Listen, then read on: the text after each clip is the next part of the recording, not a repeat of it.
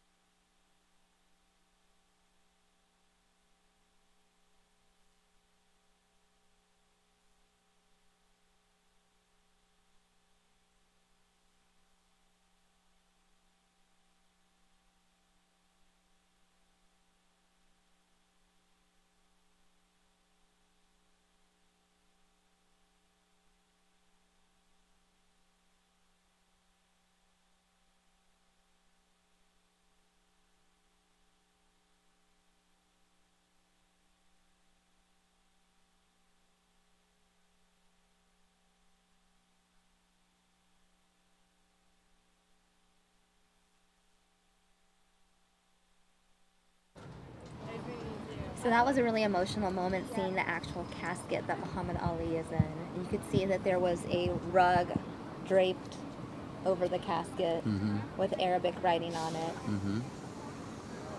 Obviously, just an emotional moment for Ali's loved ones, his fans. I mean, everything becomes so much more tangible when you actually see the casket. Yeah, isn't that the truth? Yeah. People have been, I think a lot of people who were fortunate enough to have even a moment's connection with Muhammad Ali have been reliving those moments. I was up here with you yesterday on the News Now set, Samia, talking about how I could not believe, and Muhammad Ali lived the majority of his final years here in the Metro Phoenix area. Right. We have incredible doctors that no doubt helped him. They do one of the biggest fundraisers to help in the fight which he fought so valiantly, called Celebrity Fight Night, which brings in some of the biggest names from Hollywood.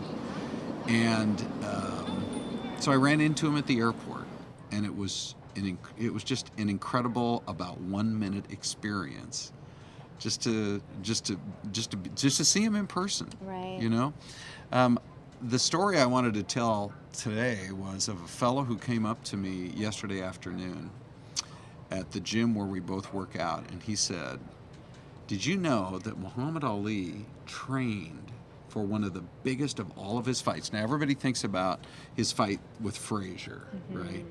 And you go back to the Thrilla in Manila, and of course he was.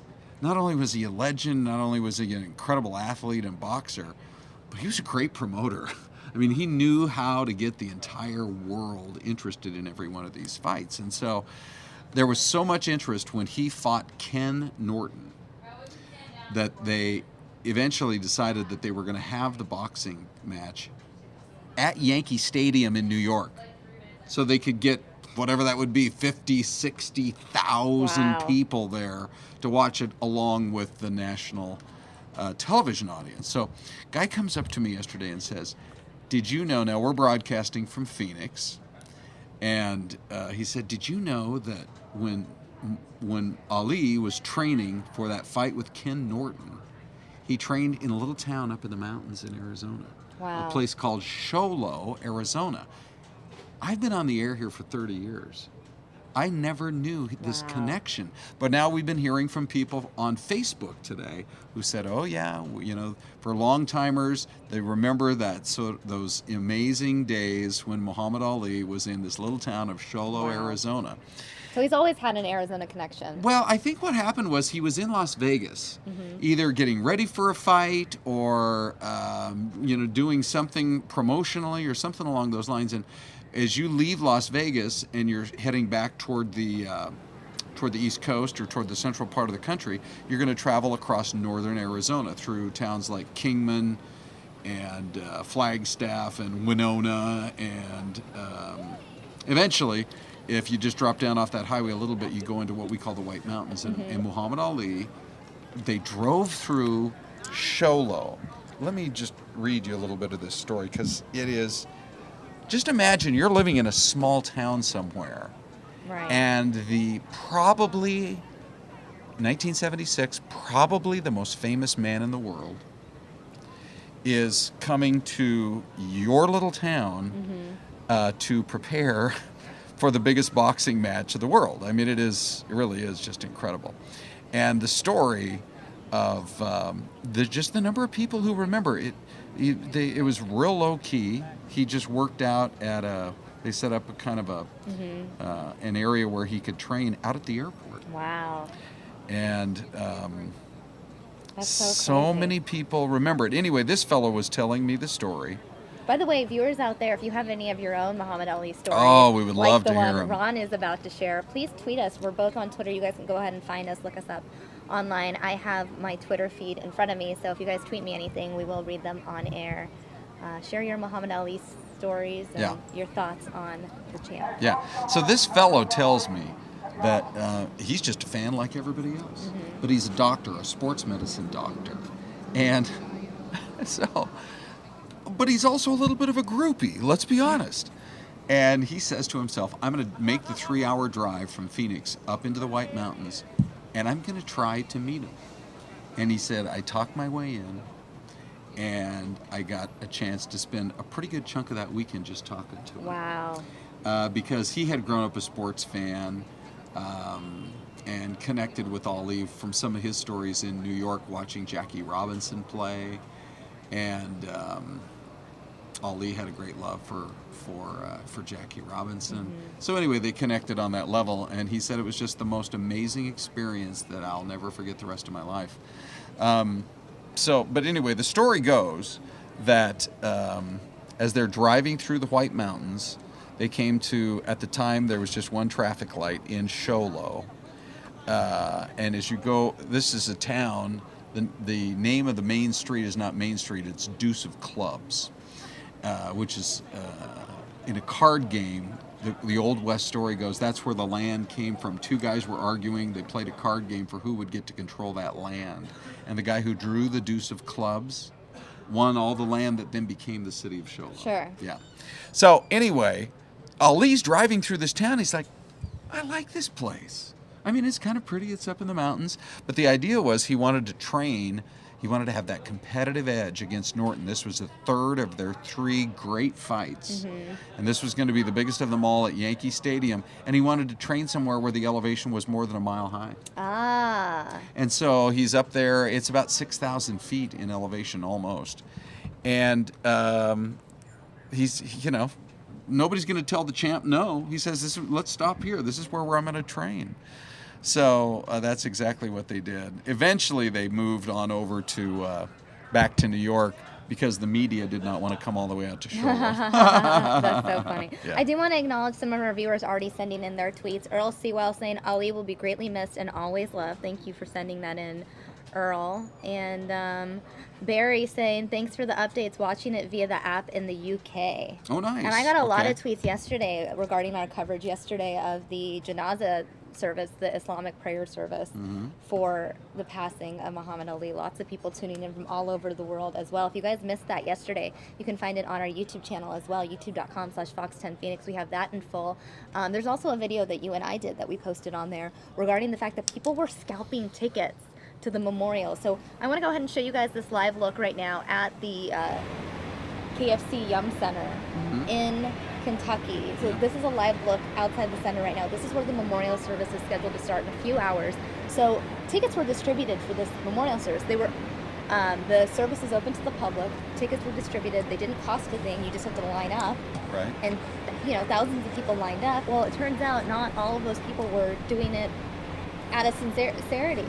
Those people weren't all necessarily fans. Apparently, there were some people that were lining up just so they could turn around and scalp the tickets online. Absolutely disturbing. I mean, the family referred to it as a despicable act. I mean, here we are. We're supposed to be remembering Muhammad Ali, his legacy, and people are trying to just make a quick buck. And I'm hoping that those people in attendance there, didn't support the scalping action. That I'm hoping that they waited in line and they got their tickets the proper way. I know. It's interesting, though. We're in our business, we're trained to look at all sides of everything. Right. And one of the points that you made yesterday was, however, if you didn't manage to get one of those tickets and and it's everything to you to be there, would you buy a ticket if it was the only way in? Right, and maybe you guys can tweet us your thoughts. You guys, if you happen to be in Louisville, Kentucky, if you were there and somehow all the tickets were sold, would you buy them off of someone, knowing that the family does not condone the scalping action? So let us know. You guys can find Ron and I on Twitter. I don't know if you have your Twitter feed up. You can. I'll go to mine, and also just let us know where you're watching from this morning. Even if you don't have a Ali story to share, or you just want to send condolences or your thoughts. Let us know. We appreciate hearing from you guys, literally from all over the world. Where do we have? It was Dubai yesterday? Well, no, literally, I just got a tweet a minute ago from Rita in Dubai. That's weird that you said that. Rita Torna. Hi, Rita. Watching you guys live while on holiday in Dubai. Ali, what an inspiration. Get goosebumps when I watch his videos. Yeah, so again, you guys were looking at a live look of the outside of the memorial service. Again, we will have live coverage from inside as well later this afternoon. I feel so fortunate. I've never been to Louisville in my life, and I was there just a few months ago. We just, my wife and I were on vacation, and we were in Kentucky, wanted to spend a day there. So, I know right where this is. It's right down there along the river. And I was mentioning yesterday that as you travel through downtown Louisville, they have these massive, 20-foot tall, 50-foot tall posters of the most famous people to come out of Louisville. I'm trying to remember the name of the campaign, but they're so proud of the people that come from that city. Right. And to imagine that the man who earned the title the greatest actually came from Louisville, Kentucky. It's a great source of pride in that community. Yesterday, and the fact that he had such a place for his hometown in his heart, you know what I mean? Because you guys might not know this, but this entire service that we're about to watch live, that's something that Muhammad Ali planned himself. He had been planning his own funeral for years. So everything that we see today, from the order of the speakers, the fact that it's an interfaith service, different leaders from all sorts of religions will be speaking at it. This is something that Muhammad Ali wanted to do. He wanted his legacy to be that of peace, of inclusion, of loving all people, and I think it's going to be a really touching moment. I do want to acknowledge this interesting fact as well for many of the people tuning in. Muhammad Ali's service and his burial happens to be on a Friday, which in the Islamic faith is the holy day. So he's getting buried on the holy day Friday, and in the holy month of Ramadan. This is the first Friday in Ramadan. So I think for Muhammad Ali, if he had known that while alive, I think just this in and of itself would be special to him, you know? Yeah. The fact that he is being buried on the first Friday of the holy month. So. It is so interesting just to look back on his life and his times and his career. And we talked just a little bit yesterday about how the story goes that when he was a youngster, his bicycle got stolen. Right in this Louisville neighborhood where a few minutes ago the hearse was traveling through. Right, let me go ahead and pull up Louisville again. And he was so mad about it, and a police officer comes by who also happened to be a boxing instructor. And he said, Muhammad Ali, or at the time, Cassius Clay, he said, I'm going to whoop the thief who stole my bike. And the guy said, if you think that you can do that, I'm going to paraphrase now. But if you think you're just going to beat somebody up because they stole your bike, how about you go into the gym, spend a little bit of time learning how to box, and then you can defend yourself no matter what. And he took him up on it. I think I even have... That's an amazing story. I have the name of the police officer. You wonder all these years later, I'm not even sure he'd still be alive, but his name was Joe E. Martin. And he responds to this case of the stolen bicycle. I don't know. You know the way life turns on little moments? What if Cassius Clay, as he was known then, didn't have his bicycle stolen? It's crazy. And didn't have that interaction with that police officer. Right. So anyway, he was trained. He got into the ring. He was a natural. He started training. He was 12 years old. By the time he was, I believe, 20, or could have even been 18. Now I'm trying to remember. He was 18 years old. So 6 years later, he's basically the best boxer in the United States, and is representing the U.S. in the 1960 Olympics. All from that one encounter. But then you fast forward, and there was, the guy who was on top of the world was named Sonny Liston. And just because of Ali's rise, and he did well in the Olympics, he became a national figure, so they set a fight in 1964 in Miami Beach. And a lot of people were really curious to see, to see how it was going to go. But the thing about Muhammad Ali was he never seemed to be intimidated by anyone. Even at that time, the greatest boxer in the world, the heavyweight champ. And so he actually kind of taunted Sonny Liston and called him a big ugly bear. But that's that was part of his whole swagger. That was his thing. I know. People loved him for that. That's a huge part of why people loved him, was because it seemed like every moment of every day he was having fun while he was doing it. You know? And I know he loved it. I'm already getting so many tweets from viewers explaining their love for Ali. I do want to acknowledge you guys because we told you to tweet us. To Corey and Mosley saying he's watching from Dallas, Texas. Someone named Symmetry from one con to another. Thank you for the great Ali funeral coverage from Manchester, England. Kay's watching. I love watching you guys live from Finland. All my love and prayers to the champ. May he rest in peace. Okay. Donna's saying watching you on my lunch break from Richmond, Virginia. And here's Ali Usman, who says watching your live YouTube feed from Pakistan. Wow. The champ will be remembered. This just goes to show how much of a global impact he had. I know I got a tweet from someone yesterday who was tuning in for our coverage of the Islamic funeral service, the janazah, and he was saying, it was 1 a.m. my time. I mean, people were staying up all night just to remember Ali and be a part of this moment. So you are Samia Fox 10, yeah, and I'm Ron Hoon Fox 10, and we love getting your tweets from all over the world, letting us know where where you're watching from. That's cool that Donna's. So this is the thing about what we do, and we hope you'll come back and spend more time with us because we love interacting with you guys. Is that people? You grab this app on your phone. You just go to the App Store, grab Fox 10 Phoenix, and then you have the app, and you can watch it anywhere. You can watch it anywhere. You can carry it along. And go to the grocery store. You basically, can watch us. You have been on the air since what, 6 this morning? I've been on since 5:50 this morning. Since 5:50 this morning, without a commercial break. No commercial breaks. We'll bring you nonstop, continuous coverage, guys. I do want to acknowledge more of the viewers that are tweeting me.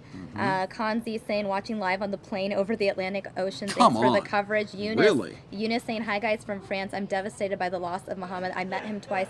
He was so kind and he represented our Muslim community. Cassie McFly saying, doing a great job out there for the Ali funeral. Thanks for the updates. Really disappointed of some of those people scalping tickets. MK saying, watching the Ali funeral from Dubai. Thank you for being live via YouTube. So many different people. Eunice, let me just say, Eunice, if you've met him twice, we want to hear your story. Yeah, tweet us. If you can figure out a way to squeeze it into 140 characters, or just keep sending a whole bunch of tweets. Or do the extended version.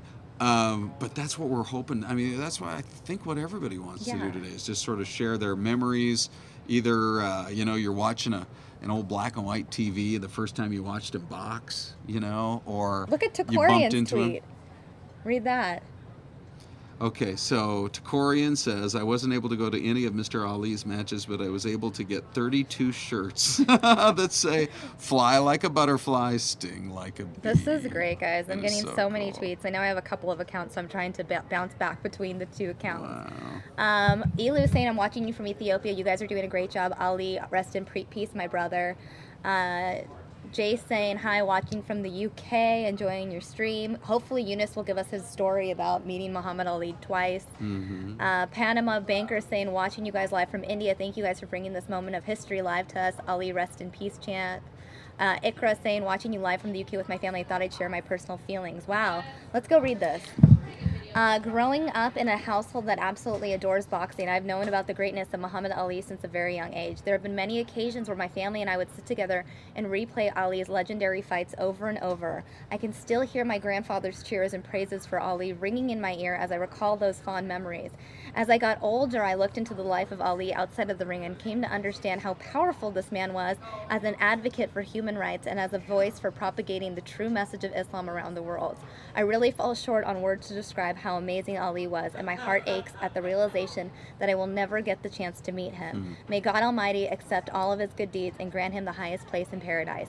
He's only been gone for under a week, but the world feels terribly different without him. Rest in peace, Muhammad Ali. I wish I can take a leaf out of your book and live by your example. That is amazingly well written, Ikra. Thank you so much for sending us your thoughts all the way from the UK. And guys, if you want to send us maybe an emotional letter like that. Ikra was smart. What she did is she sent us a short tweet and then attached a photo of her message. And that's how she was able to get more than 140 characters in the tweet. So thank you for that, Ikra. We really appreciate that. And I really like that one line where she said, my heart aches at the realization that I will never get the chance to meet him. I think a lot of people feel that way. I mean, I felt that way when I realized that he died, and I'm like, I've lived here in Arizona now for 19 months, and I thought, I knew that he lived here. I knew he was out in Scottsdale.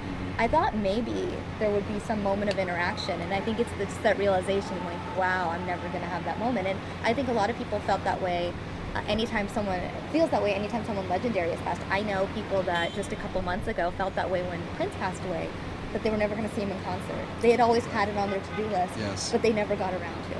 So,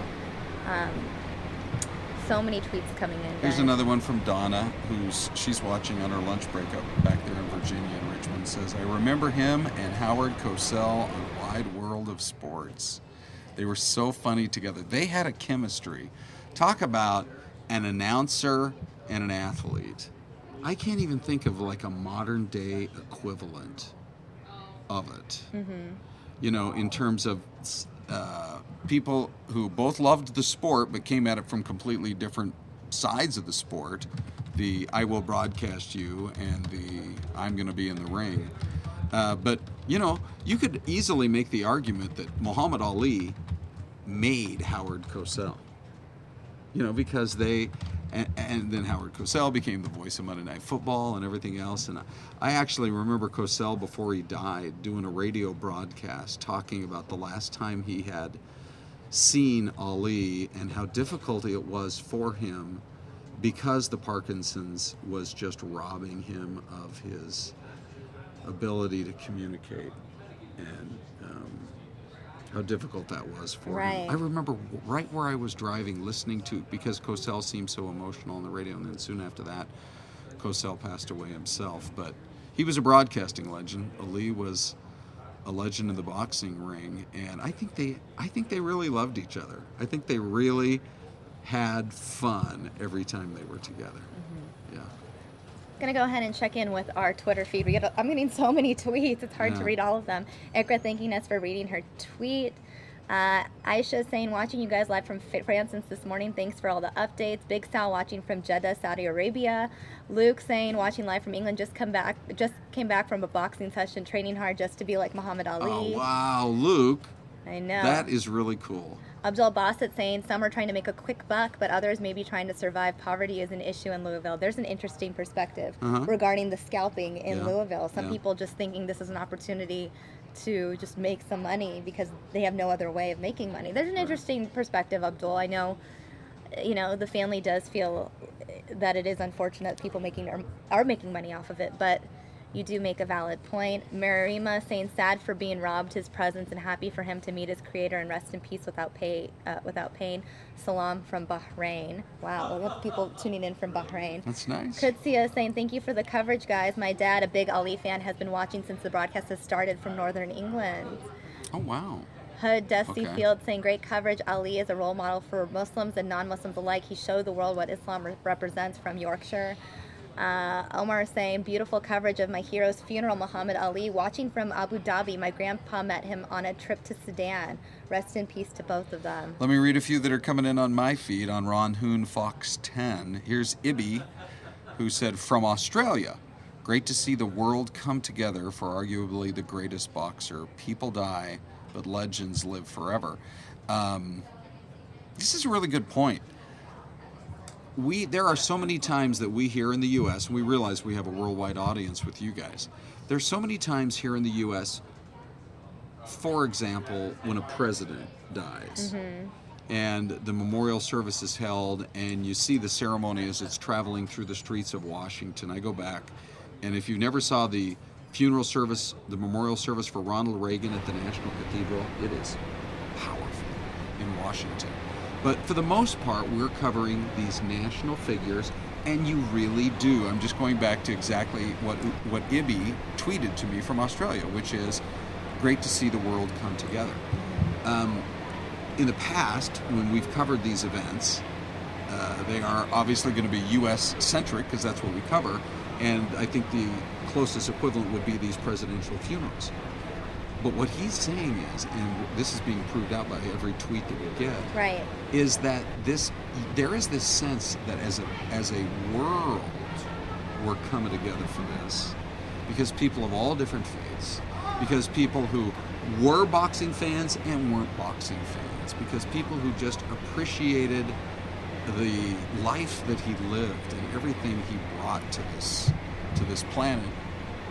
We all are connecting in this way. And I think it's a shared experience. It is a shared experience, and I think he would love that. I think his family would really love that we're all able to do that. You have a lot of, we're getting so many tweets, so I apologize if we skip over your tweets. You can always send them a few times. Hopefully we'll catch it at some point.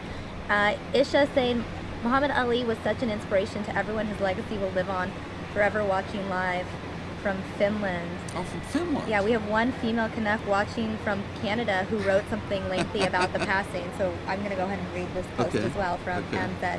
I've always known that this is the one passing that would break my heart. He is one of the very few people whom I've never met but remember in my prayers regularly. I have all of the books, I have all of the documentaries, I've watched all of the footage. I know his life inside and out. His family was the greatest accomplishment. His faith and conversion to Islam after leaving the nation was his greatest accomplishment. His speaking for the oppressed was his greatest accomplishment. His political astuteness and understanding of social power and race structures was his greatest accomplishment. That he demanded people elevate themselves while he reached out his hand was his greatest accomplishment. Occasionally, he boxed. No Vietnamese ever called me N-word. I'm not going to say it. Heroes walk tall in life and death. May you be floating with the butterflies in only the highest stages of heaven, champ. To him we all return. That's beautiful. Thank Let you. me read a couple here. Here's Jan Barunsky, who writes in, or Jan, who writes in, I'm watching you guys from South Korea. I visited Louisville just because of the Ali Center, and he says, I know all of Ali's poems by heart. Wow. That, let me just jump back for 1 second. For those of you who just joined us in the last minute or two, I was talking about how a guy came up to me at the gym yesterday and couldn't wait to share his story of driving 3 hours up into the mountains of Arizona because he heard back in 1976, prior to the Ken Norton fight, that Ali was up there training. And he said, people don't, one of the things he told me was, people don't appreciate that he was a great poet. Right. The poems of Muhammad Ali. So I love the fact that Jan, that you're bringing that up all the way from looks like you're in Seoul, South Korea. I'm just judging by your profile pic. How about Zubi, who tweeted in saying, whether on TV or elsewhere, my dad told me everything about him. Rest in peace, legend. Thanks for your coverage from London and the UK. There's another part we haven't really talked about yet, and that is the way that sports, and in particular, certain sports figures, bring families together. Yeah. You know? Especially at that time, I mean, that was a great source of entertainment. This is before the internet. This is before everyone's on their phones and on Facebook and Twitter and Instagram, Yes, and right. before everyone's distracted, when everyone could just gather around the television set, Yep. because that was that big communal gathering space. Right, yeah. And so, oh, look, there's a little bit of Cosell. There's early Howard Cosell right there. But you're right, people would gather around the TV. Dads would tell their sons about him, and how cool that was. So you get that kind of intergenerational appreciation for, just for the talent that a great athlete has. Here's Ravez Juneho, who is writing in from Sindh, Pakistan. Wow. Says, you guys are doing a great job covering the greatest champs. Last goodbye. Watching from Sindh. Robert tweeting me that the man of men who stood for himself and never wavered. Sending love and condolences from Scotland, from Robert and Allison. Oh, wow. Ilu tuning in from Ethiopia. Far from America, never met you, but I'll put love and respect for you in my heart. I love you, Ali. Wow. Muhammad Ali Lambert saying, tuning in from the UK, no experiences with the greatest, but I do share his name. Well, there you go. Sure. Wow. We're getting a tweet from LHBMR saying, my mom told me that her whole school stopped studying and everyone went to the canteen to watch Ali matches. Hashtag Ali over study. Sharif watching from Halifax, Nova Scotia. Great coverage for an even greater man. Let's see, did you read Ilu from Ethiopia? I did. I did Yeah, read that okay. one. All right. Thanks for your feedback on that. LHBMR watching from Singapore. Donna Martin, I remember him. Oh, I think you brought up this one, Howard Cosell. We're getting tons of tweets. Oh, here's a really great one. Let me see. Let me double check on who shared this with us. This is Isar Kiani, who wrote, and I do hope we get a minute or two here, because you look up Muhammad Ali quotes. I'm a collector of quotes. Sounds like kind of a nerdish thing to do. I mean, he has some of the greatest quotes. But he has some great quotes, and his favorite, looks like, is this one where he says, this is Ali speaking, "This life is not real. I conquered the world, and it did not bring me satisfaction. God gave me this illness to remind me that I'm not number one. He is." That's so powerful. That's so powerful, and for a man who's famous around the world, so humble. So humbling. Hopefully, thanks again for your tweets, you guys, but I want to get a chance to maybe just share just a few of these incredible, my favorite Muhammad Ali You quotes. look those up, I'm going to read some more tweets. This one coming in from Kutsia. Funny story my dad just told me. When the Sonny Liston fight was taking place, my father was watching with his uncle.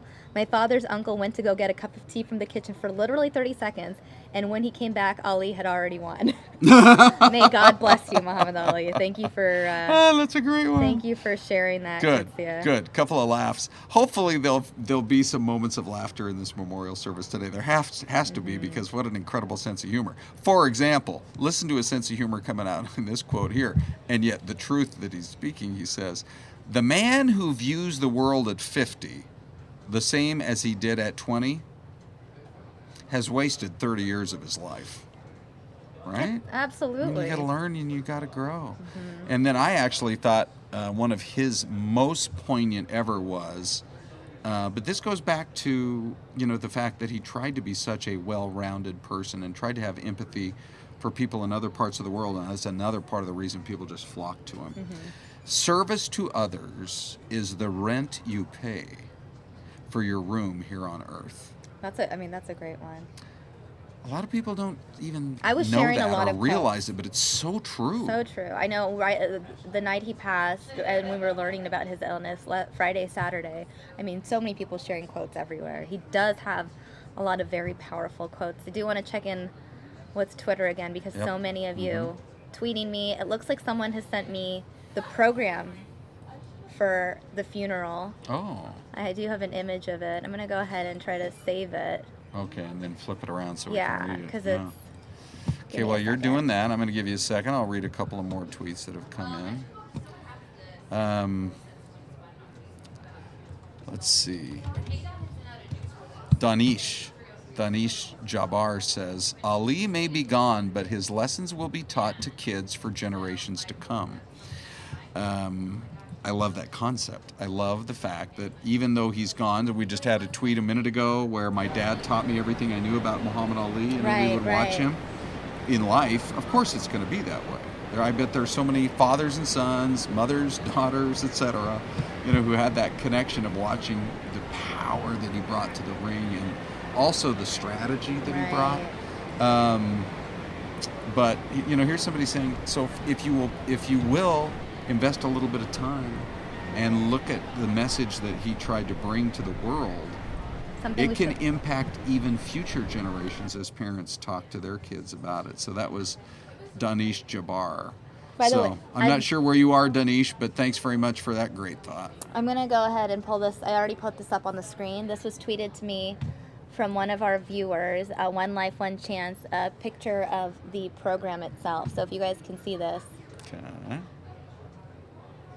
A celebration of life, Quranic recitation, English translation.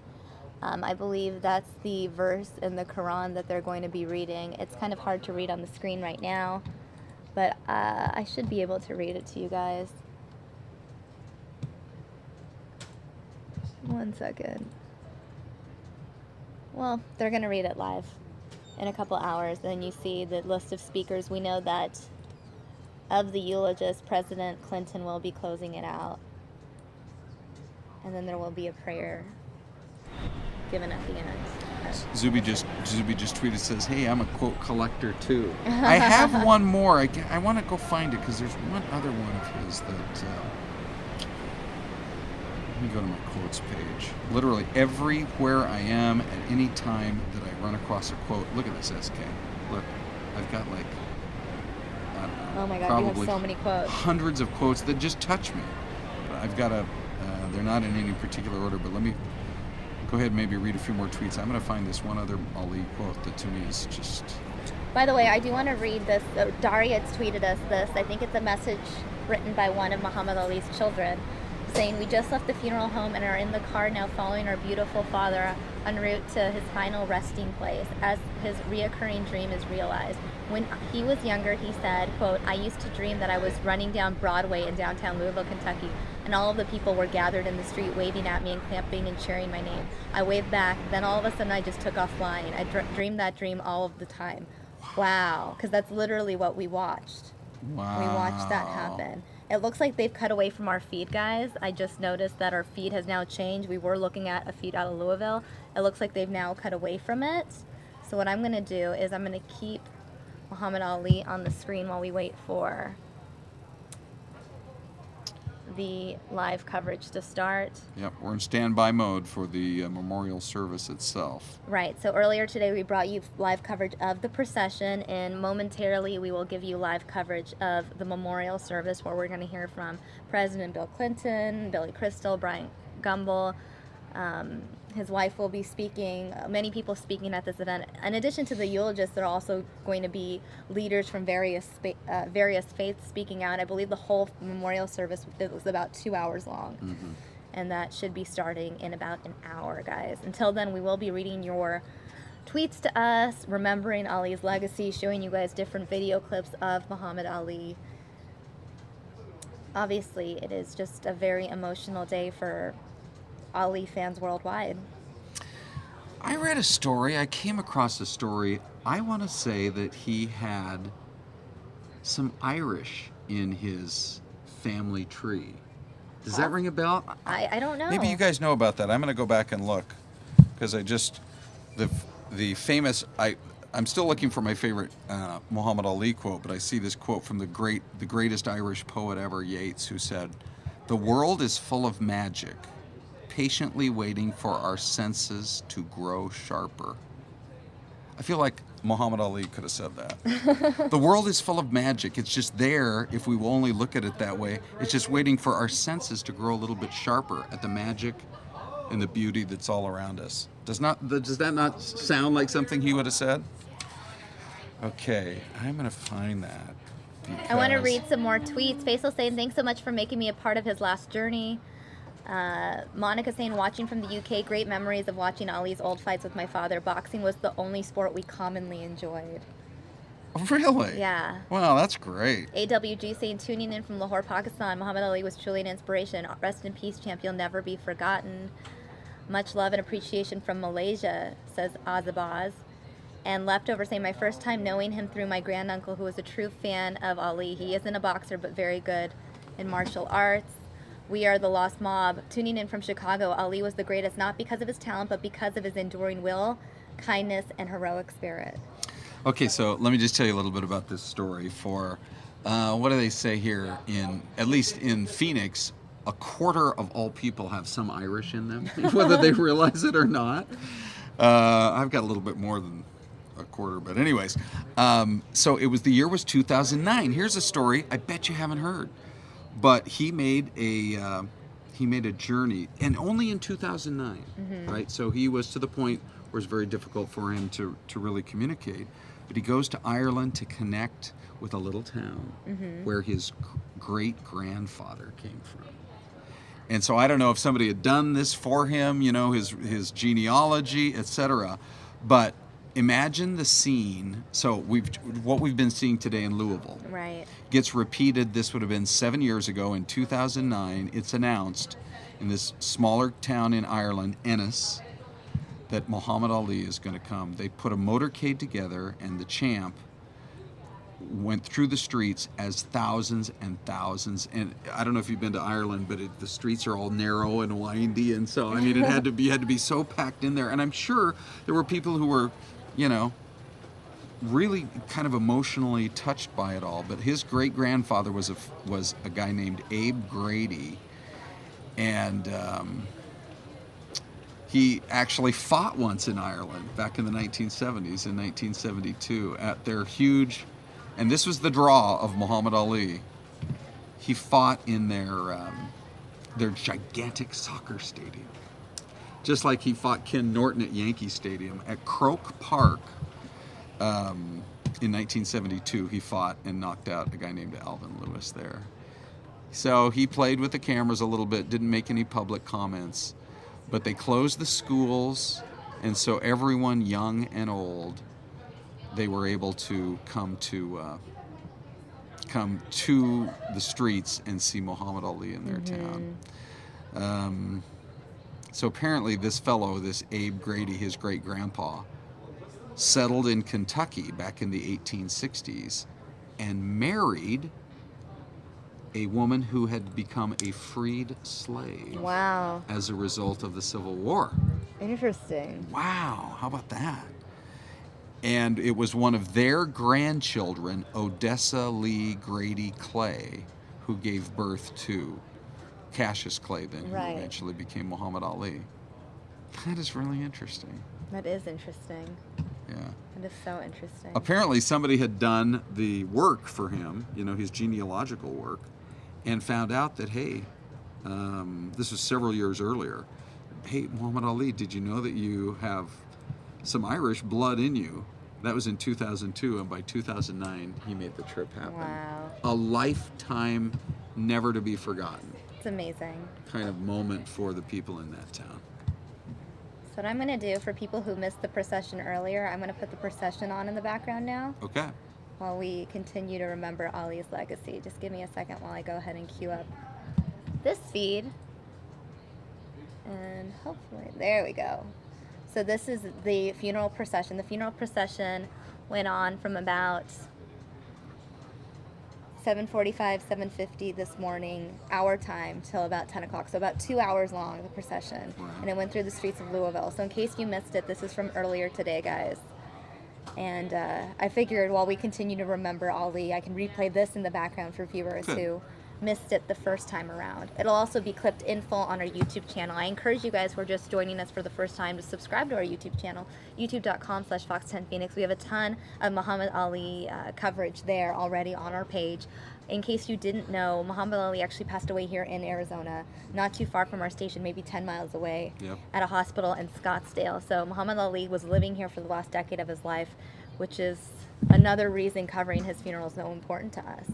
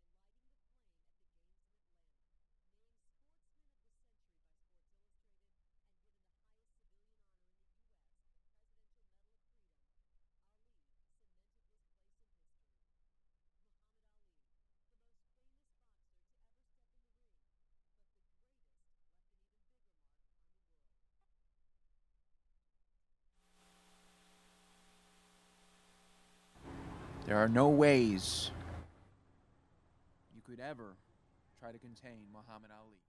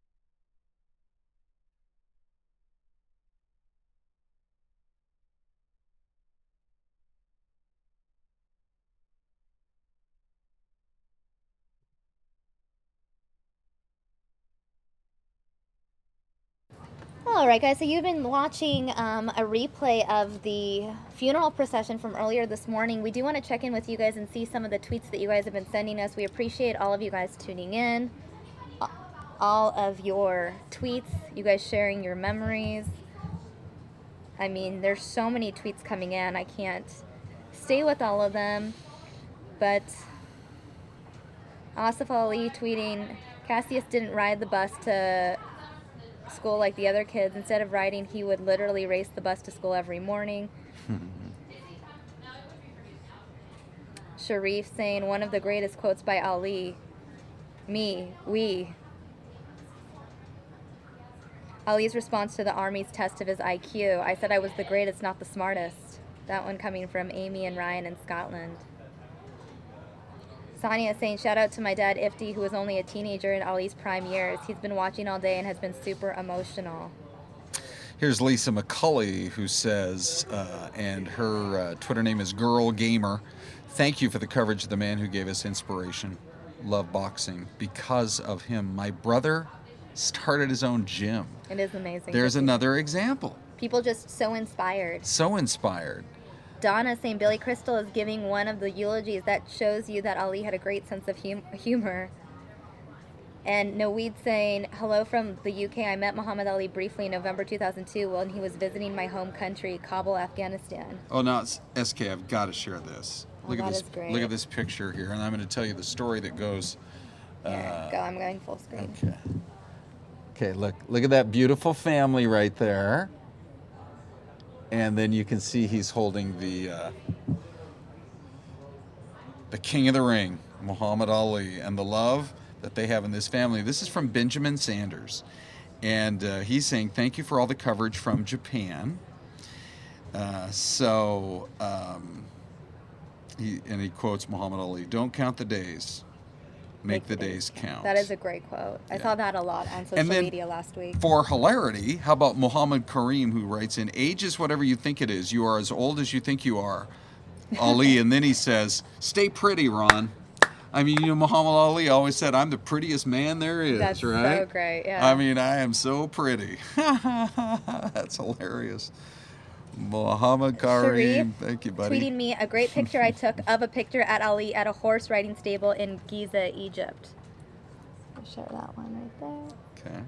Thank you for tweeting that. That one comes in from Sharif. Wow, how about this?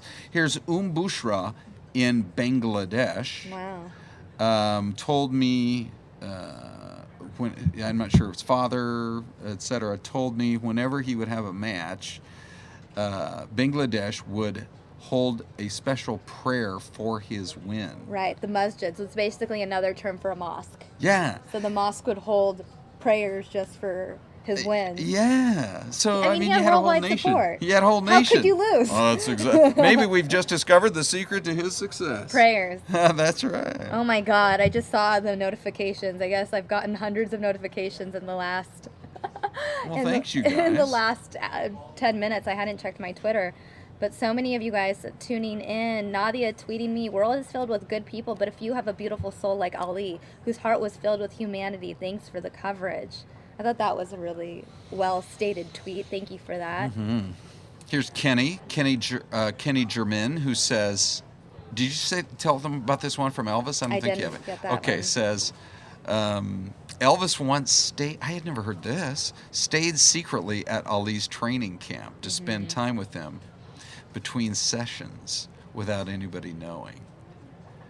Alex Cam, one Alex Cam. Again, Samia is Samia, Fox 10, and I'm Ron Hoon, Fox 10. Here's Alex, who says, we are 3 generations of UK Ali fans who saw him in London in the flesh. My grandpa and dad in the 1960s, and then me in 1999. Wow.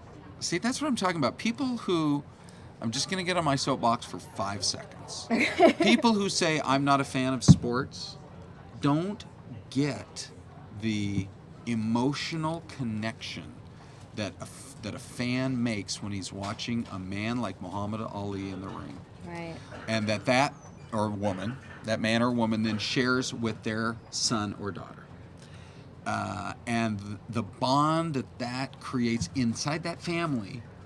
Like, I happen to be a huge fan of one particular college football team here in America. I was 10 years old when my dad took me to my first game there. My dad's 88 now, and we still go to these games together. That's so cute. It's so cool. But there's so much more than just the nuts and bolts of who won this round out of a 15-round match, or who scored the latest touchdown. It's the memories you create. It is so much about that, and the time that you spend together as mother, father, son, daughter. And you never forget those So moments. unique. You remember exactly where you were during those moments in time. I'll never forget Michael Jordan's final shot I mean, Okay, not yes, really right, final shot right, because right. he did go to the Wizards eventually. Yep. But everyone knows what shot I'm talking about. Mhm. I was in San Diego for my older brother's college graduation. Yep. And we're in a hotel room watching Game 6. And I still remember that moment. And you never forget that. You don't I'm forget those trying moments. to think where that's a shared experience that you and I have.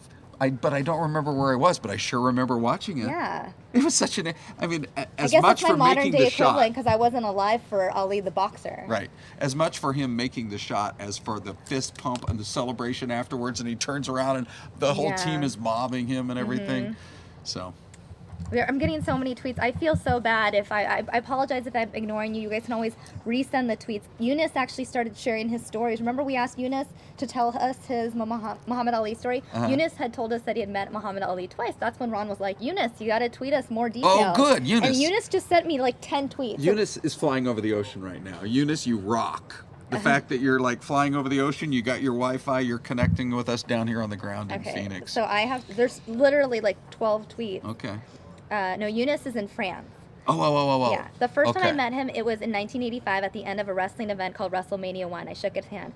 I felt the love, spoke with him. He was my hero, and he even told me a few jokes. It was epic. I love him, and my condolences to his fam. The second time was in Arizona. Oh, okay. Arizona in 2003, and I told him, do you remember me? He said no. Right after I told him the joke of 1985, he said, now I remember WrestleMania. Son, you are stronger than last time. I said, go to the gym every day. You are my role model.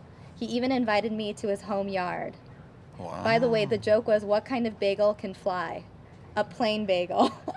That Okay. was the joke. That is so great. Thank you so much for sending in all these tweets, Eunice. We are reading them Wow. now. So thank you. I Hey. appreciate it. He sent them over and over to us to make sure we caught it because he knows how many Oh, tweets we're that's getting so in great. right now. So Okay. Eunice, thank you for sharing your story. How about this one from Asif Ali, who says he was born in Louisville, which provided the basis for one of his early nicknames, the Louisville Lip.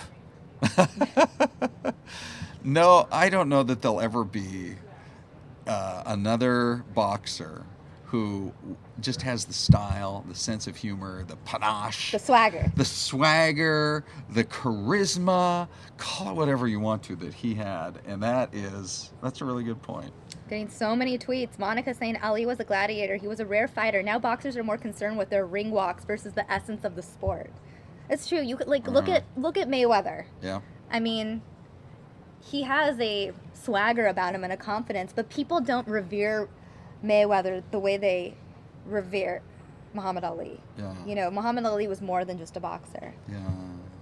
Yeah, I know it. Hey, here's one of our regulars. By the way, come Monday, we'll be back here on News Now, and we love interacting with you guys. This is what makes this community that we've sort of created, that is this online presence that can cover whatever the big breaking story is on an everyday basis. What makes it different is you aren't seeing that we're breaking for commercials. We're just live, continuous, and we love interacting with you. So come back and hang out with us again in the future. But here's Nikki in the UK. Oh, Haven't hi, heard Nick. from Nikki in a little while, but she says, hey guys, watching right here. And then she's got a rest in peace for Muhammad Ali. One other I wanted to read from Ravez again, who says, my mom, Neelam Juneho, never missed any of his fights growing up. She calls those memories assets of her life. There is something about when you're rooting for, whether it's a team or an individual like that, and you feel like you have that connection, and you put your own emotional blood, sweat, and tears into it, and then they come through for you, that you never forget. Right. I mean, yeah. So many tweets coming in. Benazir Fatima is saying he had spread love, respect, and welcomed diversity. Rest in peace, Muhammad Ali. Wow. So many tweets. Here's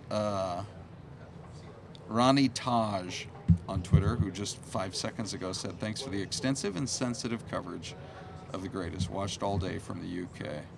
Shaq tweeting me, not Shaquille O'Neal. Well, now, hold on. You don't know for sure.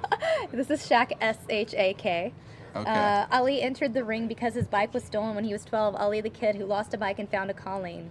Shaq from the UK. And you were telling that story earlier. I think Shaq maybe have just started watching, but just about a half hour ago, Ron had told the story of the police officer that probably changed Muhammad Ali's life. Yeah. led him to his destiny. So, are you going to tell the story again? Well, I think okay. Ron is shoveling his paper so he can read the story Yeah. again. All right. So I was just looking for the name, but the officer's name was Joe Martin, Joe E. Martin, and We should actually look him up and see if he's still alive. Maybe That- one that of would our be a viewers cool- can. Yeah. Okay. Anyway, so he responded to the report of the 12-year-old who was really upset over a thief taking his bicycle. He was going to go out there. He was going to find him. He was going to beat him up.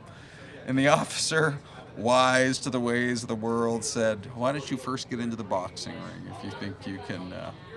You think you can beat somebody up for you. Right. And the next thing we said was, "Hey, what if whoever that thief was, he had no idea. Maybe he never knew. Wow. That bicycle that he stole Wow. changed world history." Because Muhammad Ali, who knows if somebody else might have come to him a couple of years later and said, "Hey kid, you look like you'd be a pretty good basketball player," or whatever, and I'm sure he would have been great. But this was, and you could probably get into an argument with some people about this. To me, this was the golden age of boxing. And you and I were talking about this a little bit off camera, that it's hard to appreciate how things were back in the 70s especially, and in the 60s somewhat too. Boxing was, I don't know, I wouldn't be surprised if they had done a survey back then if boxing literally was right up there with, say, football and baseball Right. as the most popular sports in America. Now we all know, football is king. Mm-hmm. But, who knows? Who knows what direction? He's a natural athlete, and he was obviously gifted and had a great sense of humor and the gift of gab. But it was just the perfect combination of the man and the time to get into boxing in those days when it was Joe Frazier and it was Ken Norton and it was Sonny Liston, and it was all the greats that he fought against and knocked him down one after Guess another. what? Donish in the UK tweeting us the details on Joe Martin, the guy that told Ali to Donish, find okay. Go Box. Born January 1916, died September 1996 in Louisville, Kentucky at the age of 80. So he was an American boxing coach who trained 2 world heavyweight champions, Muhammad Ali and Jimmy Ellis. So, yep, he was a member of the Louisville Police Department, and he passed away 20 years ago. Thank you, Donish. We And Raja also tweeted us that as well. I know a few of you looked it up, so thank you guys for that. I want to take just a half a second and say thanks to all you guys for coming and following us. This way, I just think saw a whole bunch of new follows. this is at least a way that we feel like we can connect with you. Who knows? It's up to you on a little bit of a regular basis, but The jazz this is aficionado. what's cool. Rashid, New York City. Muhammad Ali affected the civil rights movement. Rest in peace. I love you. Much love to you guys for the Muhammad Ali funeral coverage, says Roy. Only way I can watch it at work. Well, you're welcome, Roy. We're glad that we can bring this to you live. Gokin saying, my mother always tells me how they got up at night to be part of Ali's fights listening on the radio. Rest in peace to Ali from Germany. I'm telling you, there are people watching all over the world right now. Tuning in for this extensive coverage. By the way, the images that you guys are watching now, this is the funeral procession. This is a replay in the background. The funeral procession took place. The video you're watching right now, this is from 2 hours ago. So this is a replay as we wait for the memorial service to begin. The memorial service was scheduled to start like 5 minutes ago, but it was pushed back an hour because the procession was delayed. So instead it will be starting at 3 p.m. Eastern time, which is in about 50 minutes or so. So stay with us. Here's another example of when you've got a story to share that's a little bit longer than a tweet would do. And now I'm just trying to get back to see for half a second as to, okay, this is Questagram. Or Kudsia, who says, sorry for continuously tweeting you guys, but we appreciate the interaction. This was Kudsia's post, which is, I have woke to the sad news that my hero and inspiration, Muhammad Ali, has passed. I'm deeply saddened. For the first time, I've had tears in my eyes for the passing of someone I never met. Is that something that you guys can relate to? I did. Last week I was my eyelashes, my fake eyelashes. I was like, I should not be wearing these. I was emotional last Friday and Saturday. I remember kind of getting goosebumps when we were. So he died last Friday, and we got the word. I believe it was Saturday morning, or maybe it was late Friday night. I went Friday night to the hospital. Oh, that's right. Yeah. So you went Friday night. I so did. It came out. What time did the It news came break? out, he passed away Friday night at 9:10 p.m. I tweeted about it at 9:20 p.m. Oh, okay. And then an hour and a half later, I ended up going out. I was in Scottsdale, so I went to the hospital where he passed away. Okay. And I saw the whole memorial just starting. There was one single candle, the boxing wraps on Right. the, Yeah. I think the tree post. Yeah.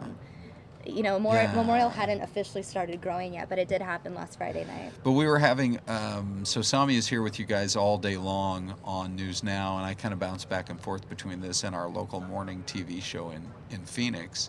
And we were having our planning meeting. It was Friday morning, and one of our executives popped in and said, hey, they're saying it's kind of a regular hospital visit, but then we're starting to hear from some other people that it might be way more serious than Right. that. And so he says, just a reminder that we have an what we call an obit in our business, but we have an obituary package that we've already put together. And I just remember thinking, it can't be. From a reporter standpoint, putting together obit packages, obituary stories before people pass away, it's always just it's a weird and surreal feeling. I still remember working at an entertainment network six years ago. Yeah. I had to put together Ed McMahon's obit package and his story before he passed away, and then he ended up passing away just a couple days before Michael Jackson's death, June 2009. That week, you had Ed McMahon die, 2 days later Farrah Fawcett, and then that same day Michael Jackson. And I still remember the Ed McMahon one because it was similar in the sense that you kind of knew it was coming. Yes, right. And typically when you know of public figures who are ill or they're older, news organizations tend to have those stories ready to go. It's unfortunate to think that way, but it's the reality. Once the news breaks, the information needs to be out there. So that's some insider information on how this news business works, guys. Now, here's something else we do. We get sidetracked from time to time. Oh, yeah. Let's focus on why we're here. Correct. Ron. No, I mean, it's good because I was in the middle of reading this really beautiful post, so I just wanted to get back to it. I'm not. No. You just. We're all just sharing stories, SK. It's all good. But I'm just apologizing to Questagram because I was right in the middle of this beautiful post. So let me just go back to it again. I've woke to the sad news that my hero and inspiration, Muhammad Ali, has passed. I'm deeply saddened. For the first time, I've had tears in my eyes for the passing of someone I've never met that lived in my lifetime. From finding fame and fortune through sport, he won the hearts of every human living today through the life he lived. I grew up learning about Muhammad Ali from my father. I was inspired so much by his bravery to stand for what is right. Even when the whole world was against him and he lost everything that he worked for, he didn't give up his principles. May God forgive your shortcomings, Muhammad Ali, and may God give you a big Jannah. That Jannah means paradise. Wow. So heaven. Yeah. Paradise is what he was saying in Arabic. Freddie Lopez sweet. saying, my condolences to Ali's family from Los Cabos, Mexico. Rest in peace to the forever champion Muhammad Ali. Little Bill saying, 15 years ago, Ali lived in Michigan. He turned out to be a great neighbor who gave generously to the community and opened his home to his neighbors in Berrien Springs, Michigan. Oh, wow. So many tweets coming in. Reese Dalton saying, thank God for the kid that stole Ali's bike. Destiny fulfilled. Thank you for everything, champ. Yeah. I know. That's probably the world's most favorite criminal, right? Alex Cam saying, I wish people, quoting Ali, saying, I wish people would love everybody else the way they love me. It would be a better world. And that is something to remember. So many different tweets coming in, guys. Again, you're looking at replay coverage of the funeral procession that happened earlier. Going to read a few more tweets. Ikram Ali saying, you know of your significance when your opponents become famous as a result of being punched by you. Ikram tweeting us from the UK. Asif Ali sending us a Muhammad Ali quote saying, if you dream of beating me, you better wake up and apologize. Yeah, if you ever even dream of it. Here's another good quote he sent us. I saw your wife. You're not as dumb as you look. Oh, hold on. I got to share another pic. There's another pic that this is Kenny Germain. Had this pic. He says, I was just looking at my daughter's first birthday just yesterday. One of the gifts. You can go ahead and show them. Float like a butterfly. Aww. Sting like a bee. Crazy. I love it. Yasser tweeting us, thank you for the lovely coverage, watching from England. One Life, One Chance. It's been over an hour. Any updates yet? Yes, One Life, One Chance. Our update is that the funeral service was pushed back an hour. So instead of starting at 2 p.m. Eastern, which would have been about 15 minutes ago, we are now starting the memorial service at 3 p.m. Eastern, which is in approximately 45 minutes. As soon as we get the live feed from inside the venue, we should be getting it in the next 15-20 minutes. We'll show that on the screen. In the meantime, we're giving you guys a replay of the procession service, Muhammad Ali's funeral procession going through the streets of Louisville, Kentucky. I mean, this thing went on for 2 hours. It's an 18-mile stretch. Yeah. You know, going through all the streets of significance and then eventually going to the cemetery.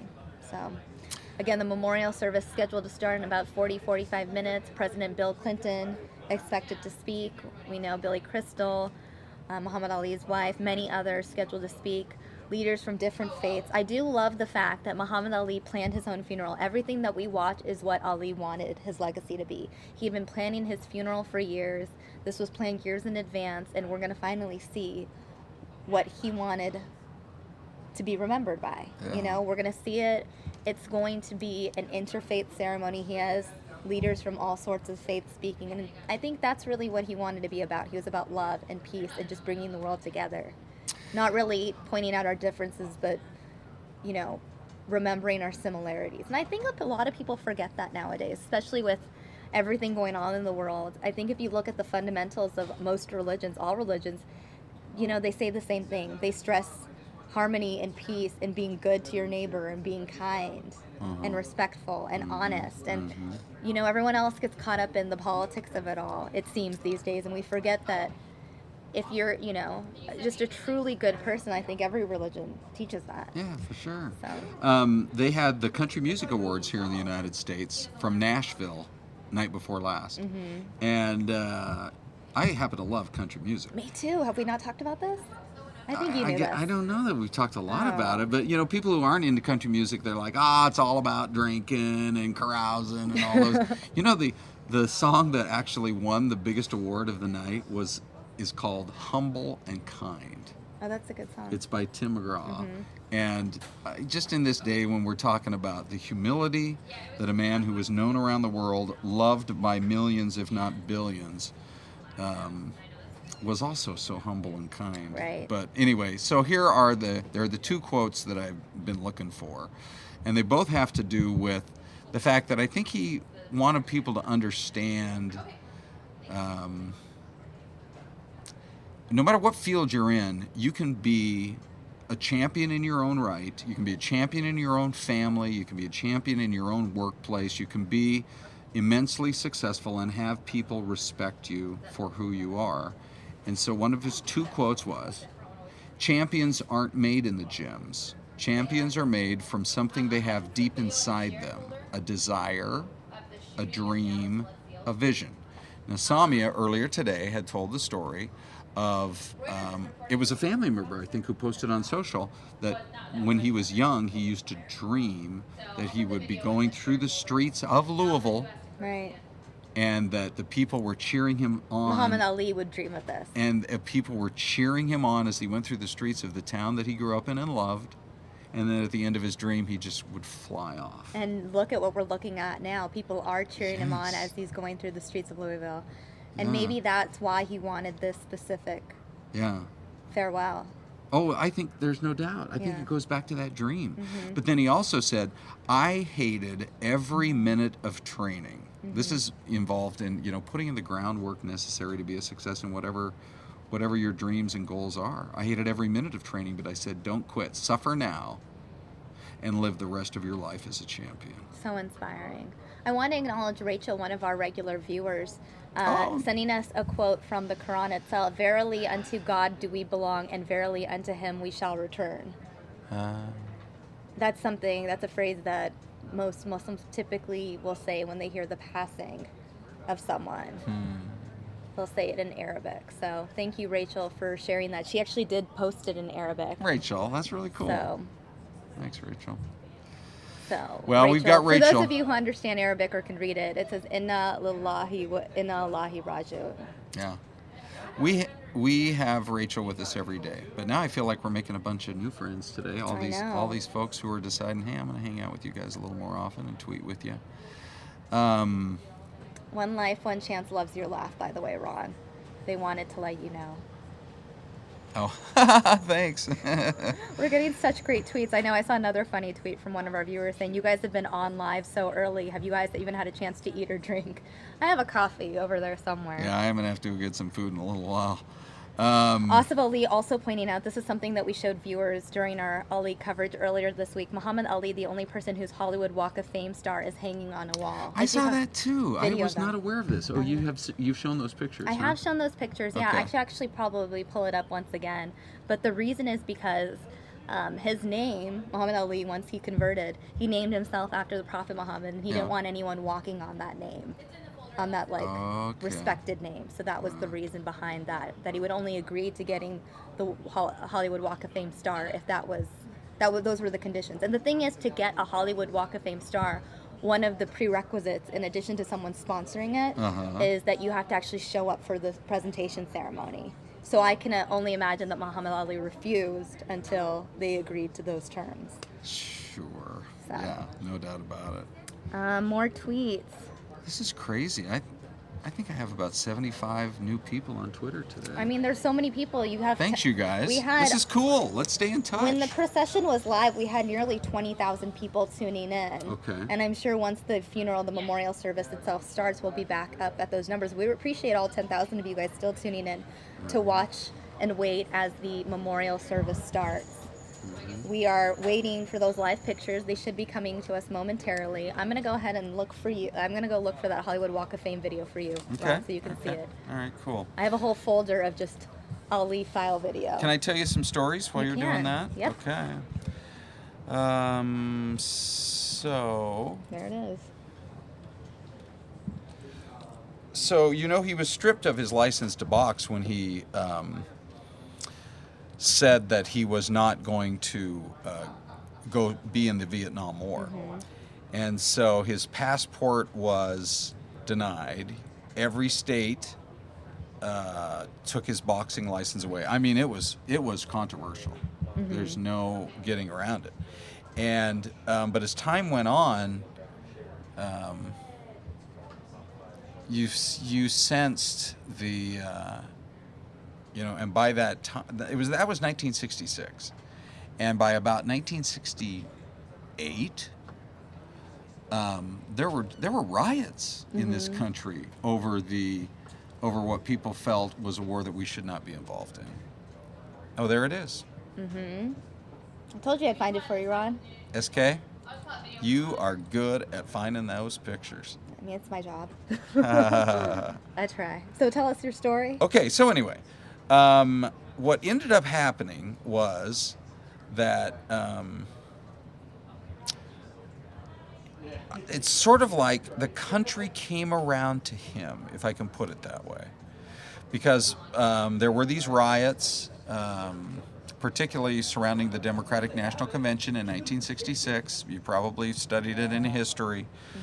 And so he was kind of appealing what was going on, and as the country was moving in the direction that he was already in, being opposed to the war, and he was speaking at some colleges across the country, being critical of it.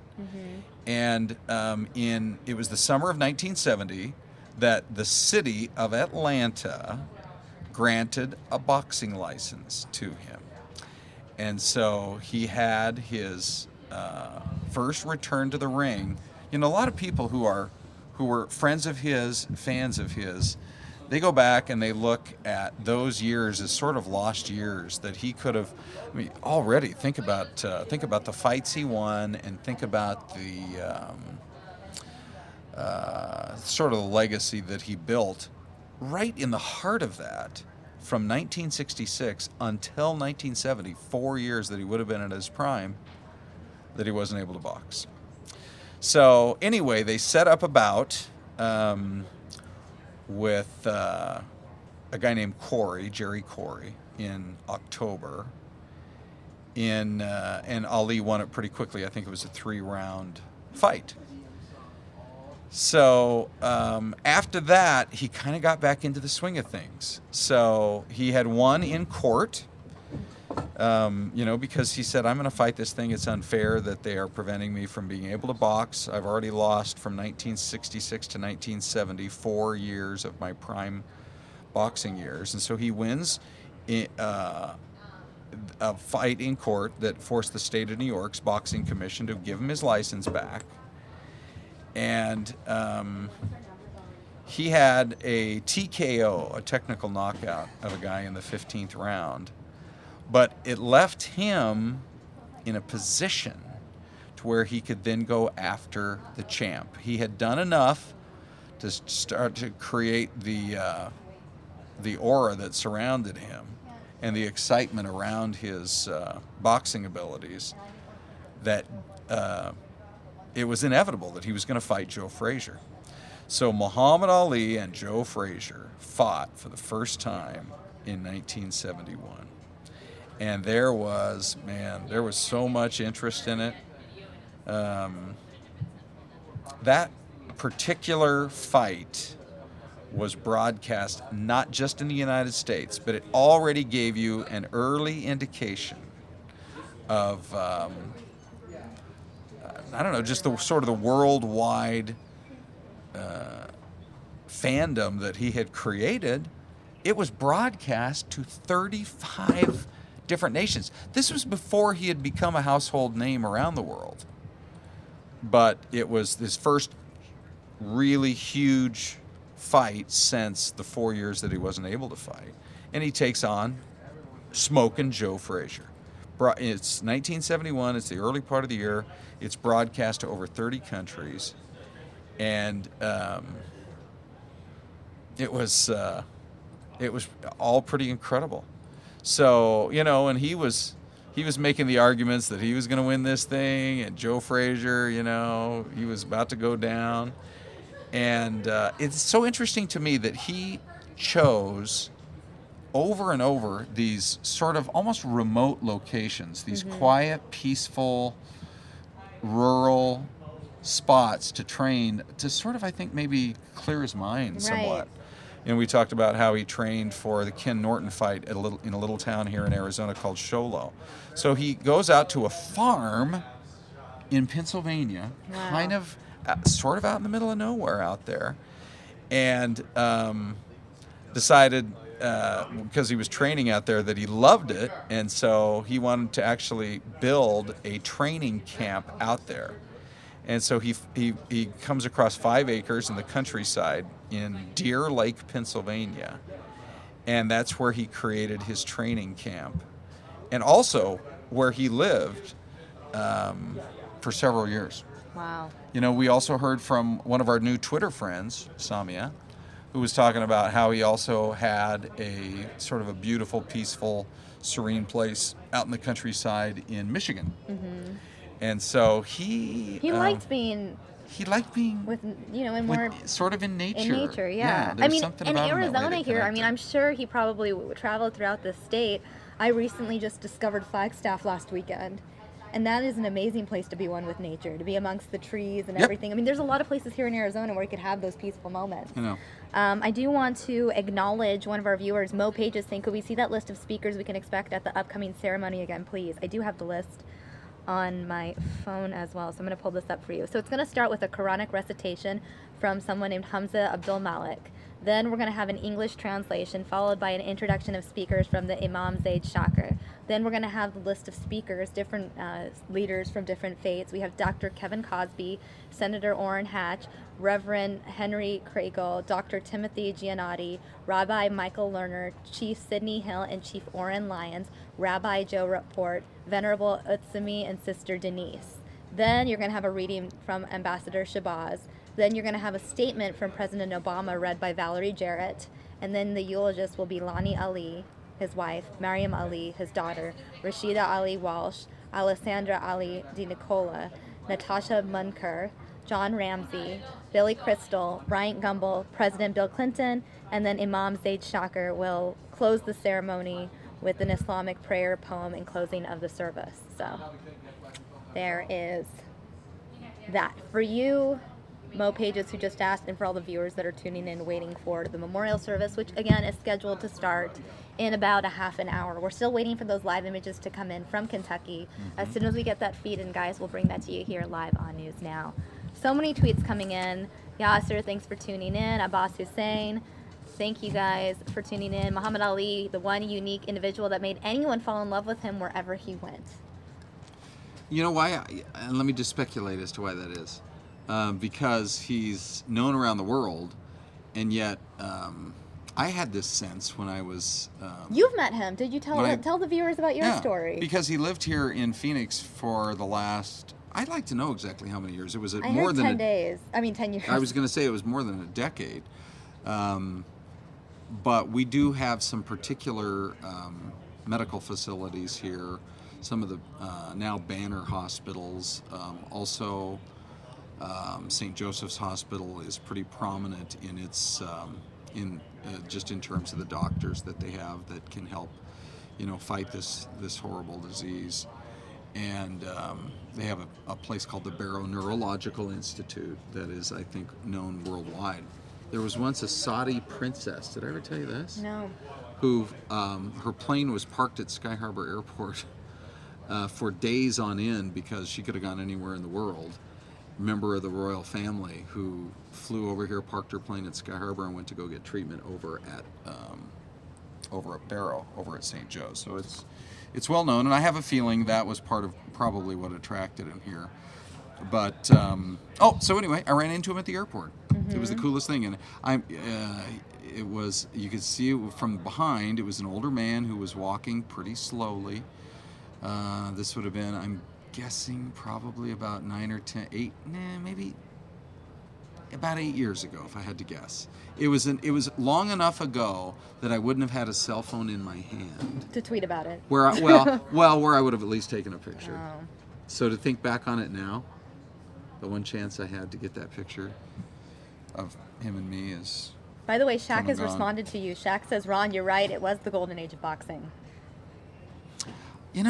Not Shaquille O'Neal, by the way, guys. Right. When I say Shaq is tweeting us, And I it was is an just gonna individual mention- named SHAK. Shaquille O'Neal is a superstar athlete who I did get a chance to meet and who I did get a chance to interview. And he had that same amazing, hilarious gift of gab. I mean, in we a see different it on way, TNT regularly. in a different way with his own sense of style. But I remember sitting with him on the court when he played for the Phoenix Suns. And he was such he had his own charisma that was incredible. And it was almost like, as soon as I asked the first question, he just took off and ran with it. And I mean, I felt like the guy had been my buddy for 15 years because he's just so fun to be around. Shaquille O'Neal had that same ability. Like I was saying, Muhammad Ali made you feel, like in my instance, made you feel right at home with him. Right. Because would you not think most people would have been tongue-tied? Would you not think most people would have been almost too intimidated to approach him or whatever? Right. And yet, he just had that warmth about him and that humility that people loved. And so that is, I'm just doubling up on the tweet there about why it was that people, when they met him, they just loved him, anybody who did.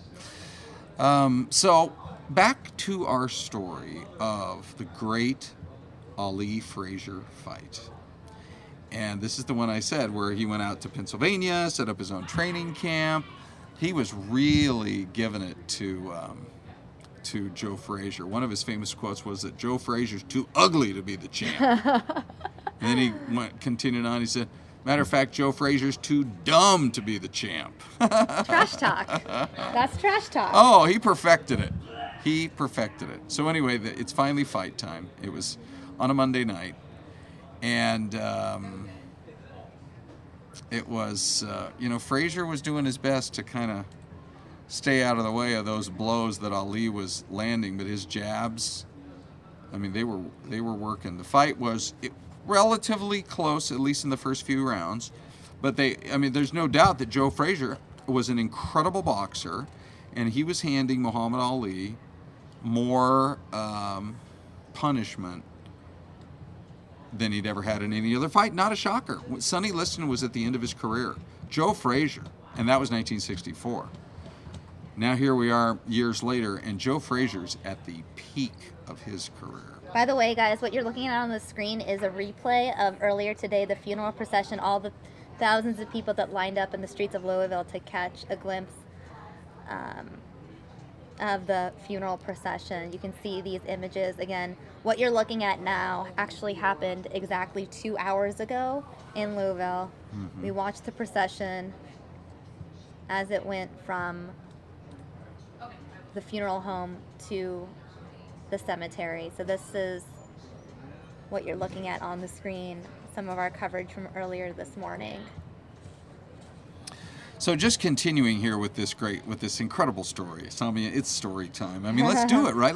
They're going to share a lot of stories Right. at the funeral service there at the KFC Center in Louisville in a few minutes. We're just standing by for that. We should get our first live pictures, you would think, within just the Momentarily. next few minutes.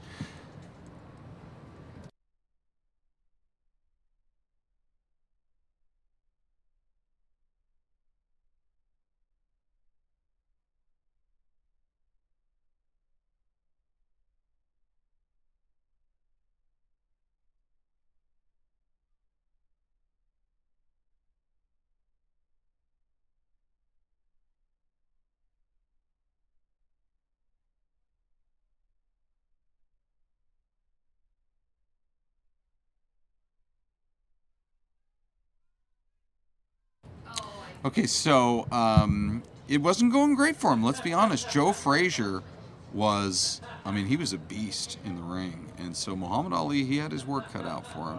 But imagine having the presence of mind to, be in this fight of your life, frankly. Certainly his most intense yet. And there were times when Joe Frazier would hit him. He would smack him hard. And Ali would play to the crowd. So he'd get hit, and then he'd look at the crowd and give him kind of the no, like, Not gonna have it. No, it's not gonna. Don't worry about this. And then it was later in that fight that they think.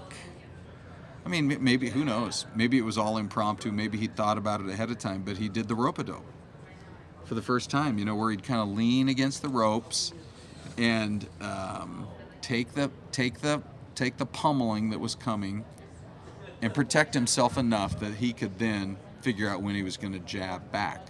But the phrase rope-a-dope didn't even exist until, and now boxing fans know it around the world, but it didn't even exist until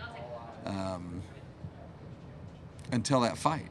So later, we're now into the 11th round. And he connected, Frazier did, with one particular hit that just absolutely, people thought maybe that was it for Ali. He was woozy, he staggered, and yet Frazier wouldn't press in his advantage. I really don't know why, but that was in the 11th, and then after that, they were back 12, 13, 14, and we're getting toward the end of the fight. So here we go.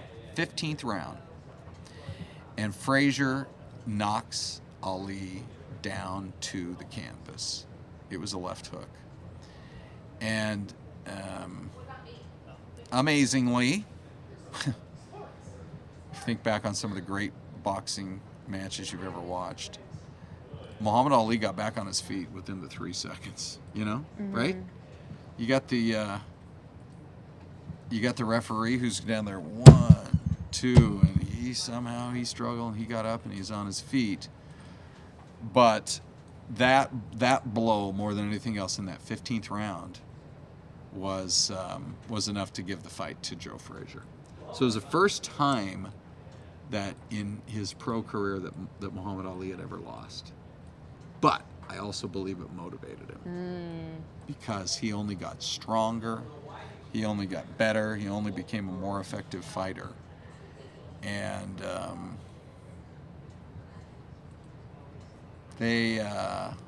it's funny because Joe Frazier, I guess you could sort of say there was really no love lost between Muhammad Ali and Joe Frazier. And part of it was that he didn't like some of the stuff that Muhammad Ali had said. Whereas I think Ali was basically just trying to be a showman. But Frazier had felt like he had, like the Louisville lip Right. had lipped off to him a little bit. So, in fact, there was a point. It was on. Back then, this was a huge show, Wide World of Sports. They did an interview with Frazier and Ali because they were probably the two most talked about superstar type athletes, and Frazier gets up out of his chair after Ali said something to him, and Muhammad Ali was not going to back down from a fight, and he was going to put the words right there to you, trying to get under your skin.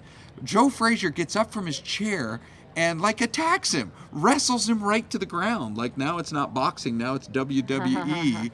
And he didn't like the fact that Muhammad Ali had called him ignorant. So I don't know. I mean, he was a tough boxer, and he was the champ for a long time, and he was incredible.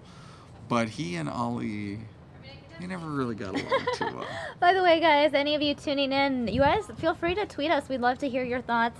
Share the memories you have of Muhammad Ali, what impact Muhammad Ali had on you, whether you remember him from your childhood, whether he was your parents' favorite, grandparents' favorite.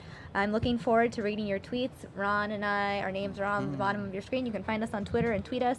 I do want to read this quote sent to me from Asif. It's a quote from Muhammad Ali about how he would like to be remembered.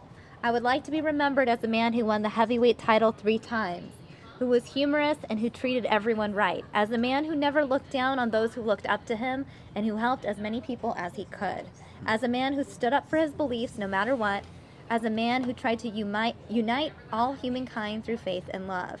And if all that's too much, then I guess I'd settle for being remembered only as a great boxer who became a leader and a champion of his people. And I wouldn't even mind if folks forgot how pretty I was. Thank you for that tweet. Oh, that's really awesome.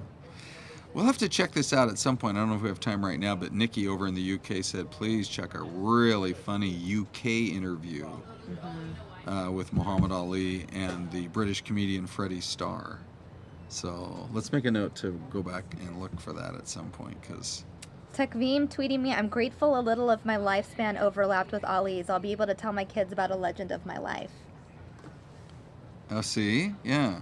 Ghulam Farouk saying, I had the privilege of meeting him in England in 1983. Ooh, okay. Now we love stories like this. He was in England to open the Muhammad Ali Center in Hockley, Birmingham.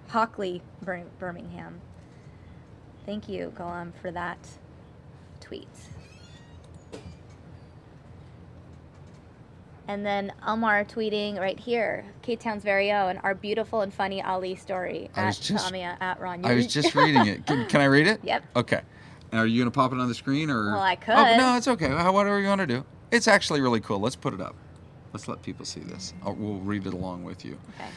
The day father introduced me to Muhammad Ali at the age of 8 was the day that changed my life forever. I try to live my life according to his example in and out of the ring, with grace, fortitude, dignity, steadfastness, confidence, sincerity, and faith. Watching coverage of my hero's funeral from Saudi Arabia on my way to the holy city of Mecca to pray for him. Message from my brother. He told people that Muhammad Ali was his grandfather, and when they didn't believe him, he challenged them to ask him anything about him. He never got a question wrong. Wow. So, that's pretty neat. That's great. Yeah, that's really cool. Thanks for sharing that. K-Town's very own. So many tweets coming in. Thanks, K-Town. And this is Saleh Al-Akrabi saying, this is Ali with my eldest brother and 2 of my uncles in Dubai when he visited in 1981. We'll hold this one up too. This is great. Saleh saying, Ali with my eldest brother and 2 of my uncles in Dubai 25 years ago, 1981. So thank you for sharing this, guys. This is really cool that you guys are able to give us access to some of these images. By the way, we are getting I believe a live feed from outside of Louisville now. That looks like it's outside the Young Center, right here. Looks like people are arriving for legendary boxers' memorial service Was scheduled to start at 2 p.m. Eastern Time, now pushed back to 2 p.m. Eastern Time, which should be 17 minutes from now. So again, we will bring you live coverage. Now you guys have a live feed from Louisville, Kentucky. This is the feed that we've been waiting for. It looks like they finally get that out to us. Thousands of people expected to attend to hear from President Bill Clinton, Crystal, and so many other people speaking at this 2-hour long service. Here's Roy Mayberry, who says on Twitter, watching from Dallas, thank you guys for the Muhammad Ali funeral memorial. Other than my dad, he was my greatest male inspiration. Okay, so the other digital journalist, we have two others. Sami is not the only star here on Newsnet. Oh no. Oh no. She's my favorite, the one that just tweeted you. Kinsey, we love Kins. She'll be up here in a little while. What time are you popping up? She's popping up in 15 minutes. Oh, you're in 16. charge at noon. Just tweeted, listening to Hooner talk all along. Kins. Okay, well, that's what I figured. Kins, you have 228,000 followers. You're like a social media. Yes. Kinsey Schofield, go follow her. Like you need more followers. I have 291. Oh. Kinsey, what's your Muhammad Ali memory? Oh yeah, she was at his last fight night. His last fight night. Okay. Hold on, let me get the camera. Oh, here, you can go over. No, hold on, let me just get it here. I Hello. regularly volunteered fight night. So my son was on this last one, and he was frail, and it was sad. But I loved that it was still so important to him that he was involved, and he was so proud of that. But he still showed up. And he still showed up. And all of these people come to Celebrity Fight Night. We have huge stars at Celebrity. Blake Shelton, Reba McEntire. They get Carrie Underwood. Carrie Underwood. You were talking about country music. They got Brooks and Dunn back together. Wow. But those people are The power only, of Ali. Yeah, those people are only showing up for Muhammad Ali. And Larry King, who loves him, was there. So yeah, I saw him in April. I love to see him. I love that he was there, and I love that it was so important to him to be there. But I did think, oh my goodness, he's frail. That was in April. And you had volunteered there in the past? Oh, I volunteered. What prompted you to want to do that the first time? Do you remember what was the first year you volunteered? Again, this is an event that's held here in Phoenix that brings in Hollywood stars.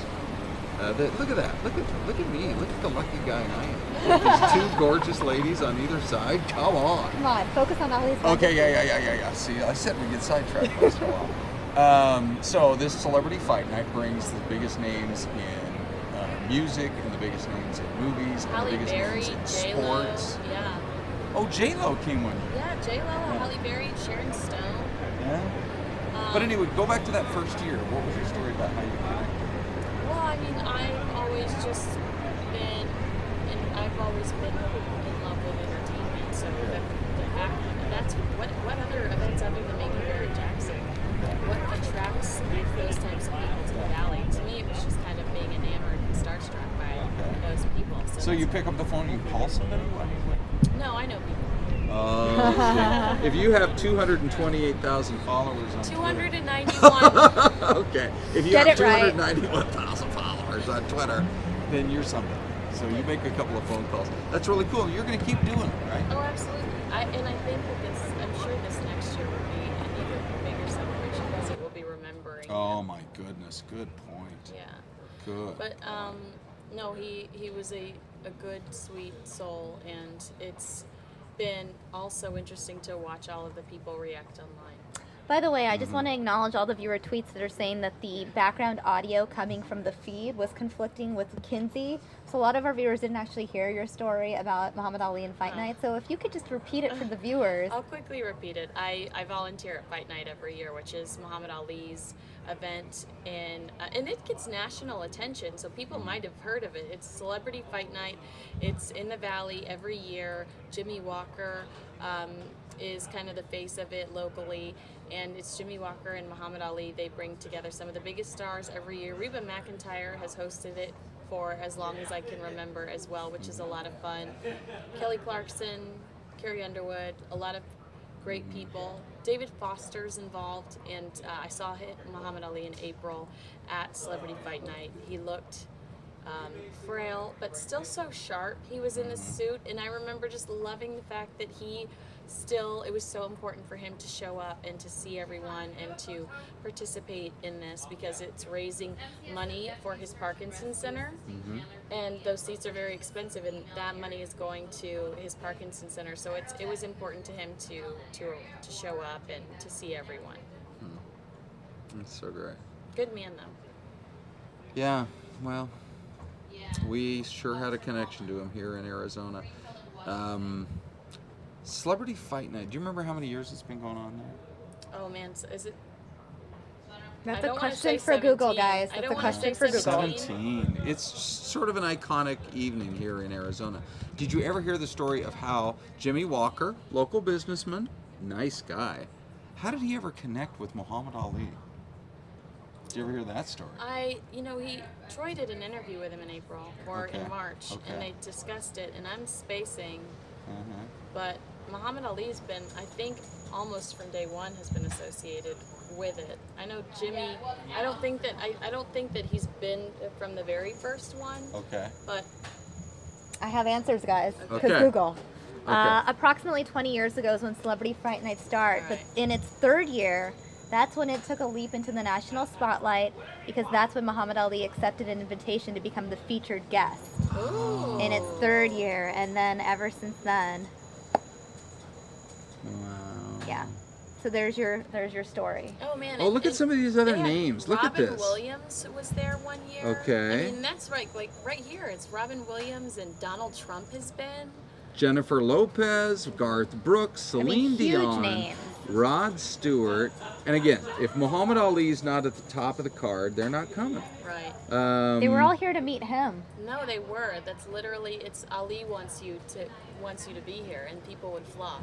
Glenn Fry, who we lost this past year, Right. voice of the Eagles there, along with Don Henley. Lionel Richie, Kenny Rogers, Barry Manilow, Donna Summer.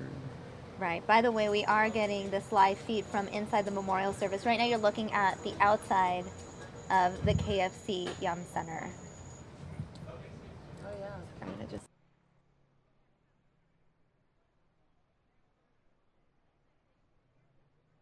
And I'll jump up. All right, guys. It looks like we're getting a feed from inside the center now. It looks like we just got it. Looks like we can see the guests arriving. We're finally getting those live images now from inside the venue.